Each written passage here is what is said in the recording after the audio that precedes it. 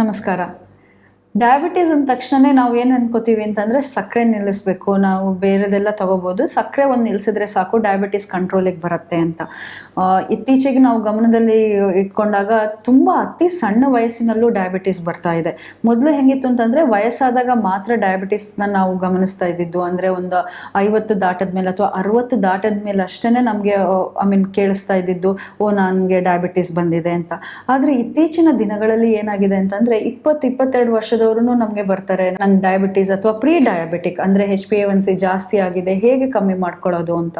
So ಈ diabetes ಅಂತ ಹೇಳೋದು ಒಂದು ಕಾಯಿಲೆ ಅಲ್ಲ. ಆ್ಯಕ್ಚುಲಿ ನಾವು ಅದನ್ನು ಸಿಂಪ್ಟಮ್, ಅದರಿಂದಾಗಿ ನಮ್ಗೆ ಏನು ಆಲ್ ಆಫ್ ಎ ಸಡನ್ ಏನೂ ಆಗಲ್ಲ. ಈಗ ಯಾವುದೋ ಒಂದು ಕಾಯಿಲೆ ಬಂದಾಗ ಜಾಂಡೀಸ್ ಅಂದ ತಕ್ಷಣ ಲಿವರಿಗೆ ಬಂದು ತಕ್ಷಣ ಅದೊಂದು ರೋಗ ಆಗಿ ಮಾರ್ಪಡುತ್ತೆ. ಅದೇ ಡಯಾಬಿಟೀಸನ್ನು ನಾವು ಲೈಫ್ ಸ್ಟೈಲ್ ಡಿಸಾರ್ಡರ್ ಅಂತ ಹೇಳ್ತೀವಿ, ಡಿಸೀಸ್ ಅಂತ ಕರೆಯಲ್ಲ, ರೋಗ ಅಂತ ನಾವು ಅದನ್ನು ಕರೆಯಲ್ಲ. ಯಾಕೆಂತಂದರೆ ನಮ್ಮ ತಪ್ಪಾದ ಕ್ರಮಗಳಿಂದಾಗಿ ಬಂದಿರೋಂಥದ್ದು. ಎಗೇನ್ ಡಯಾಬಿಟೀಸ್ ಬರೋದು ಯಾಕೆ? ಈಗ ನಾವು ಯಾರೇ ಬಂದರೂ ನಮ್ಮಲ್ಲಿ ಡಯಾಬಿಟೀಸ್ ಅಂತ ಬಂದ್ರೂ ಎಲ್ರಿಗೂ ಒಂದೇ ಥರ ಡಯಟ್ ಪ್ಲಾನ್ ಕೊಡಲ್ಲ. ನಾವು ಏನಂತಂದ್ರೆ ಅರ್ಥ ಮಾಡ್ಕೋಬೇಕು ಯಾಕೆ ಬಂದಿದೆ ಅಂತ. ಸೊ ನಾವು ಕಾನ್ಯೂಟ್ರಿಷನಲ್ಲಿ ನಮ್ಮ ಮೇನ್ ಏಮ್ ಏನು ಅಂತಂದ್ರೆ ದೇಹಕ್ಕೆ ಏನೇ ಸಮಸ್ಯೆ ಬಂದರೂ ಯಾಕೆ ಬಂದಿದೆ ಅಂದರೆ ಅದರದ್ದು ಮೂಲವನ್ನ ಕಂಡುಹಿಡಿಬೇಕು. ಆ ಮೂಲನ ಕಂಡುಹಿಡಿದು ಅದಕ್ಕೆ ಸರಿಯಾಗಿ ನಮ್ಮ ಕ್ರಮಗಳನ್ನು ಬದಲಾಯಿಸಿದ್ರೆ ನಮಗೆ ಒಳ್ಳೆಯ ರಿಸಲ್ಟ್ ಸಿಗತ್ತೆ. ಸೊ ಈಗ ಡಯಾಬಿಟೀಸ್ ಅಂತ ಬಂದ ತಕ್ಷಣ ನಾವು ಫಸ್ಟ್ ಕೇಳ್ತೀವಿ ಯಾಕೆ ಬಂತು ಅಂತ ಹೇಳೋದನ್ನ ನಾವು ನೋಡ್ತೀವಿ. ಸೊ ಮೊದಲಿನ ಕಾರಣ ಜೆನೆಟಿಕ್ ಇರ್ಬೋದು, ಜೀನ್ಸ್ ಅಪ್ಪ ಅಮ್ಮನಿಂದ ಆ ಥರದಿಂದಲೂ ಬಂದಿರೋ ಸಾಧ್ಯತೆಗಳಿರ್ಬೋದು, ಅಥವಾ ತಪ್ಪಾದ ಆಹಾರ ಕ್ರಮಗಳು ಅಥವಾ ಲೈಫ್ ಸ್ಟೈಲ್ ಅಂದರೆ ಫಿಸಿಕಲ್ ಆಕ್ಟಿವಿಟಿ ಇಲ್ಲದೆ ಇರೋದು. ಸೊ ಈಗ ಏನು ಕಾರಣ, ಅಥವಾ ಇನ್ಫ್ಲಮೇಷನಿಂದಲೂ ಆಗಿರ್ಬೋದು. ಇತ್ತೀಚೆಗೆ ಕೋವಿಡ್ ಆದಮೇಲಂತೂ ನಾವು ತುಂಬ ಗಮನಿಸಿದ್ದೀವಿ ಇನ್ಫ್ಲಮೇಷನಿಂದಾಗಿ HbA1c ಅಂದರೆ 3 ತಿಂಗಳು ನಾವೀಗ ಡಯಾಬಿಟೀಸ್ ಅಂತ ಡಿಸೈಡ್ ಮಾಡೋಕ್ಕೆ ನಾವು HbA1c ಅಂತ ಬ್ಲಡ್ ಟೆಸ್ಟ್ ಮಾಡಿಸ್ಕೊಳಕ್ಕೆ ಹೇಳ್ತೀವಿ. ಯಾಕೆಂತಂದರೆ ಅದು 3 ತಿಂಗಳಲ್ಲಿ ನಿಮ್ಮ ಶುಗರ್ ಲೆವೆಲ್ಸ್ ಕಂಟ್ರೋಲ್ ಹೆಂಗಿತ್ತು ಅಂತ ಹೇಳೋದನ್ನು ಕೊಡುತ್ತೆ ರಿಸಲ್ಟು. ಅದ್ರ ಮೇಲೆ ನಾವು ಪ್ರೀ ಡಯಾಬಿಟೀಸ್ ಅಂತ ನಾವು ಬೈಫರಿಕೇಟ್ ಮಾಡೋದು. ಈ ಇನ್ಫ್ಲಮೇಷನ್ ಜಾಸ್ತಿ ಆದಾಗ ಅಂದರೆ ಈ ಕೋವಿಡ್ ಇರ್ಬೋದು ಅಥವಾ ಇನ್ಯಾವುದು ಕಂಟಿನ್ಯೂಸ್ ಆಗಿ ನಿಮ್ಮ ದೇಹಕ್ಕೆ ಬೇಡದೇ ಇರೋಂತಹ ಪದಾರ್ಥಗಳನ್ನು ಸ್ವೀಕರಿಸಿದಾಗ ದೇಹ ಒಂದು ಇನ್ಫ್ಲಮೇಷನ್ ಕ್ರಿಯೇಟ್ ಆಗಿರುತ್ತೆ ದೇಹದೊಳಗಡೆ. ಆ ಇನ್ಫ್ಲಮೇಷನು ಒಂದು ಇನ್ಸುಲಿನ್ ಮೇಲೆ ಇಫೆಕ್ಟ್ ಆಗಿ ನಮ್ಮ ಗ್ಲೂಕೋಸ್ ಲೆವೆಲ್ ಮೇಲೆ ಕೆಳಗಡೆ ಆಗಂಥದ್ದು. ಸೊ ಯಾಕಾಗಿದೆ ಅಂತ ಹೇಳೋದನ್ನು ನಾವು ಒಂದು ಅರ್ಥ ಮಾಡಿಕೊಂಡು ಅದಕ್ಕೆ ಸರಿಯಾಗಿ ನಮ್ಮ ಆಹಾರ ಕ್ರಮಗಳನ್ನು ನಾವು ಮೇಲೆ ಕೆಳಗೆ ಮಾಡ್ಕೋಬೇಕು. ಹೆಚ್ಚಿನ ಸಲ ಏನಾಗುತ್ತೆ, ನಾವು ಜನರು ಡಯಾಬಿಟೀಸ್ ಅಂದ ತಕ್ಷಣ ನಾನಿನ್ನು ಸಕ್ಕರೆ ತಿನ್ನೋದು ಬಿಡ್ತೀನಿ, ನಾನು ಬೆಲ್ಲ ತಗೋತೀನಿ ಅಥವಾ ಜೇನುತುಪ್ಪ ತಗೋತೀನಿ, ಸಕ್ಕರೆ ಒಳ್ಳೆಯದಲ್ಲ, ಕೇವಲ ಸಕ್ಕರೆ ಬಗ್ಗೆ ಮಾತ್ರ ಗಮನದಲ್ಲಿ ಇಟ್ಕೊಳ್ತಾರೆ. ಆದರೆ ಒಂದ್ಸಲಿ ನಿಮಗೆ ನಿಮ್ಮ ಶುಗರ್ ಲೆವೆಲ್ಸ್ ಸರಿಯಾಗಿ ನಾರ್ಮಲ್ ಆಗಿಲ್ಲ ಅಂತಂದರೆ ಹಲವಾರು ವಿಷಯಗಳನ್ನು ನಾವು ದೇಹದಲ್ಲಿ ಚೇಂಜಸ್ ಅಂದರೆ ನಿಮ್ಮ ಆಹಾರ ಕ್ರಮದಲ್ಲಿ ಚೇಂಜಸ್ ಮಾಡ್ಕೋಬೇಕಾಗತ್ತೆ. ಒಂದು, ನಾವು ಬಳಸಂತಹ ಕಾರ್ಬೋಹೈಡ್ರೇಟ್ಸ್ ಅಂತಂದ್ರೆ ಈಗ ನಮ್ಮ ಅಕ್ಕಿ, ಗೋಧಿ, ರಾಗಿ ಅದೇನು ಬಳಸ್ತಾ ಇದ್ದೀರಾ ಅದ್ರ ಬಗ್ಗೆ ನಾವು ಗಮನ ಕೊಡಬೇಕಾಗತ್ತೆ. ಪ್ರೋಟೀನ್ ಅಂಶಗಳು ಎಷ್ಟು ತಗೋತಾ ಇದ್ದೀವಿ ಅದ್ರ ಬಗ್ಗೆ, ಜೊತೆಗೆ ತರಕಾರಿಗಳು ಎಷ್ಟು ತಗೋತೀವಿ, ಯಾವ ಸಂದರ್ಭದಲ್ಲಿ ಹಣ್ಣುಗಳನ್ನು ತಿಂತೀವಿ, ಇವುಗಳನ್ನೆಲ್ಲ ಗಮನದಲ್ಲಿ ಇಟ್ಕೋಬೇಕಾಗತ್ತೆ. ಯಾಕೆಂತಂದ್ರೆ ಒಂದೇ ಪ್ಯಾಟರ್ನ್ ಅಲ್ಲಿ ತಿನ್ಬೇಕು. ಈಗ ಶುಗರ್ ಲೆವೆಲ್ಸನ್ನು ಸರಿ ಮಾಡಬೇಕು ಅಂತ ಆದರೆ ಒಂದು ಪ್ಯಾಟರ್ನ್ ಇರಬೇಕು. ಯೂಶ್ವಲಿ ಏನಾಗೋದು ಅಂತಂದರೆ ನಾವು ಯಾವುದೋ ಅತಿಯಾಗಿ ತಿಂದಾಗ ನಮ್ಮ ಶುಗರ್ ಲೆವೆಲ್ಸ್ ಜಾಸ್ತಿ ಆಗೋದು, ನಮ್ಮ ಬಾಡಿ ಅದನ್ನು ಮೇಂಟೈನ್ ಮಾಡದೇ ಇದ್ದಾಗ ನಮಗೆ ಸಮಸ್ಯೆ ಬರೋಂಥದ್ದು. ಶುಗರ್ ಬಂದಿದೆ ನನಗೆ, ಅದಕ್ಕೆ ನಾನು ಶುಗರ್ ತಿನ್ನಲ್ಲ, ನಾನು ಬೆಲ್ಲ ತಿಂತೀನಿ ಯಾಕೆಂತಂದರೆ ಬೆಲ್ಲದಿಂದ ಏನು ಸಮಸ್ಯೆ ಇಲ್ಲ ಅಂತ. ಇದು ಒಂದು ಖಂಡಿತವಾಗ್ಲೂ ತಪ್ಪಾದ ಕ್ರಮ. ತುಂಬ ಜನ ಇದನ್ನು ಅಳವಡಿಸ್ಕೋತಾ ಇದ್ದಾರೆ.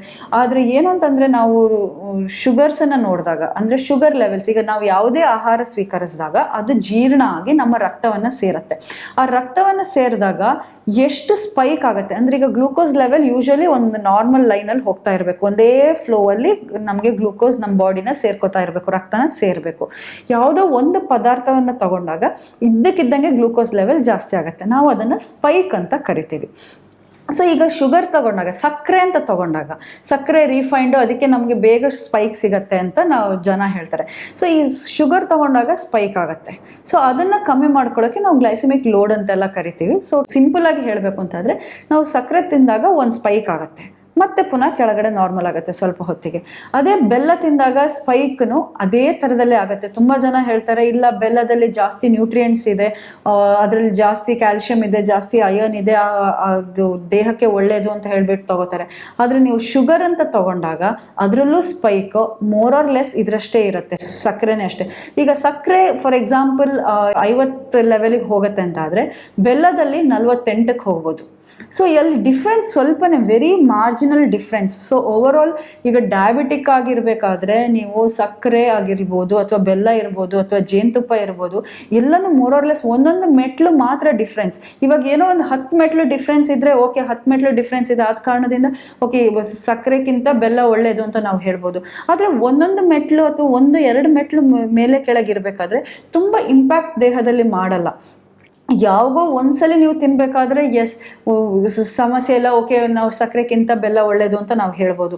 ಆದರೆ ಕಂಟಿನ್ಯೂಸ್ ಆಗಿ ಇಲ್ಲ ನನ್ನ ಕಾಫಿ ಟೀಯಲ್ಲಿ ನಂಗೆ ಯಾವತ್ತು ಬೆಲ್ಲ ಬೇಕೇ ಬೇಕು ಅಥವಾ ಸಿಹಿ ಬೇಕೇ ಬೇಕು ಅಂತ ಹೇಳಿ ಬೆಲ್ಲಕ್ಕೆ ಸ್ವಿಚ್ ಆಗೋದ್ರಿಂದ ನಾವು ಖಂಡಿತವಾಗ್ಲೂ ಶುಗರ್ ಲೆವೆಲ್ಸನ್ನು ಮೇಂಟೈನ್ ಮಾಡೋಕ್ಕೆ ಸಾಧ್ಯ ಇಲ್ಲ.